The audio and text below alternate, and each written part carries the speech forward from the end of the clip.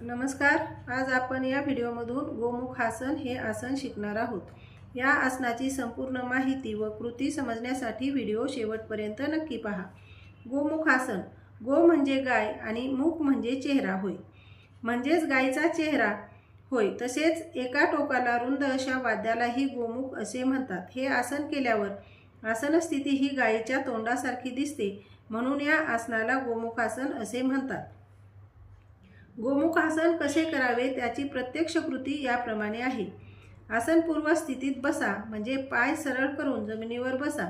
दोन्ही हात बाजूला जमिनीवर टेकवा आणि बटक थोडे वर उचला। नंतर डावा गुडघा मागच्या बाजूला वाकवा आणि डाव्या पावलावर बसा आणि हात जमिनीवरून उचलून उजवा पाय वर उचला आणि उजवी मांडी डाव्या मांडीवर ठेवा।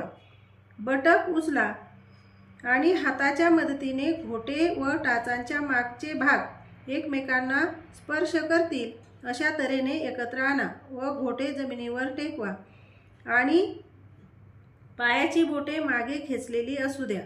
आता डावा हात वर उचला व तो कोपरात वाकवा आणि डावा तळहात मानेच्या खाली खांद्यामध्ये टेकवा।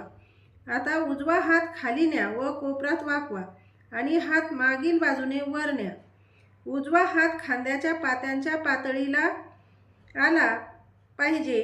पाठीमागच्या बाजूला दोन खांद्यामध्ये दोन्ही हात एकमेकांमध्ये गुंतवा आणि संथ श्वसन करत त्या स्थितीत 30 सेकंद ते 1 मिनिट आसन स्थिर करा आणि मान व डोके सरळच ठेवा आणि नजर सरळ समोर राहू द्या।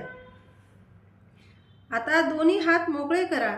ही स्थिती विरुद्ध हाताने म्हणजे उजवा हात वरून पाठीमागे घ्या व डावा हात खालून पाठीमागच्या बाजूने वर घेऊन दोन्ही हात एकमेकात गुंतवा आणि पुन्हा संथ श्वसन करत 30 सेकंद ते 1 मिनिटापर्यंत आसन टिकवा।